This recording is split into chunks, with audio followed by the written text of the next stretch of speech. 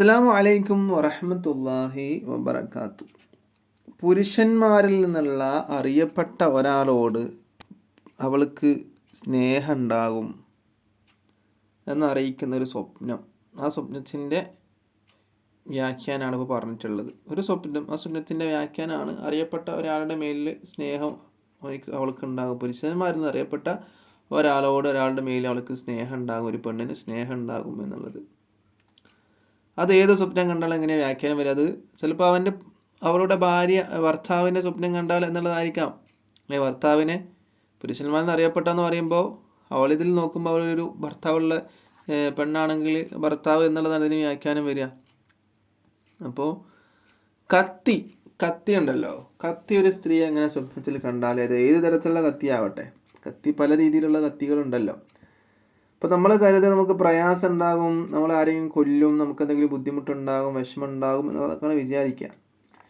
എന്നാൽ ഇതിൻ്റെ വ്യാഖ്യാനമായിട്ട് വ്യാഖ്യാതാക്കളുടെ കൂട്ടത്തിൽപ്പെട്ട ഒരു മഹാനായ ഇമാം നാബൽസി എന്നവർ അവിടുത്തെ ഒരു കിതാബിൽ പറയുന്നുണ്ട്. 257, 258 പേജുകളിലായിട്ട് പറയുന്നുണ്ട്.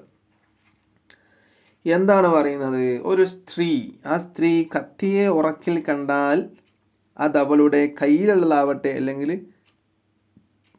അവൾക്ക് ആരെങ്കിലും കൊടുക്കുന്നതാവട്ടെ, അവളെ കയ്യിൽ കത്തിയുണ്ട് അല്ലെങ്കിൽ അവൾക്ക് ആരെങ്കിലും കത്തി കൊടുക്കുന്നുണ്ട്, അങ്ങനെയൊക്കെയാണ് സ്വപ്നങ്ങൾ. എങ്ങനെയുള്ളതാവട്ടെ, ചില സ്വപ്നങ്ങൾ അങ്ങനെയാണല്ലോ, കൊടുക്കുന്നതോ വാങ്ങുന്നതോ വിരിപ്പിൻ്റെ മേലെയൊക്കെ കണ്ട സ്വപ്ന വ്യാഖ്യാനങ്ങൾ അങ്ങനെ മാറും. പാമ്പിനെ വീട്ടിൻ്റെ പുറത്ത് കണ്ടാലും വീട്ടിൻ്റെ ഉള്ളിൽ കണ്ടാലും വീട്ടിൻ്റെ ഉള്ളിൽ വിരിപ്പിൻ്റെ മേലെ കണ്ടാലും വ്യാഖ്യാനങ്ങൾ വേറെ വേറെയാണ്. പക്ഷെ ഇവിടെ അങ്ങനെ പറയുന്നില്ല.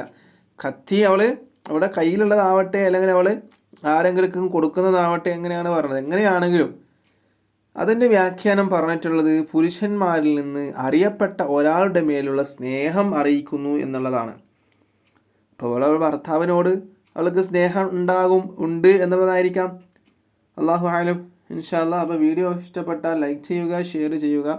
ഇതുപോലുള്ള വീഡിയോസുകൾ നിങ്ങൾക്ക് ദിനവും ലഭിക്കാനായി ചാനൽ മറക്കാതെ സബ്സ്ക്രൈബ് ചെയ്യുക. ഇൻഷാ അല്ലാഹ് വീണ്ടും കാണാം. അല്ലാഹു തൗഫീഖ് നൽകട്ടെ. അസ്സലാമു അലൈക്കും വറഹ്മത്തുള്ളാഹി വബറകാതുഹു.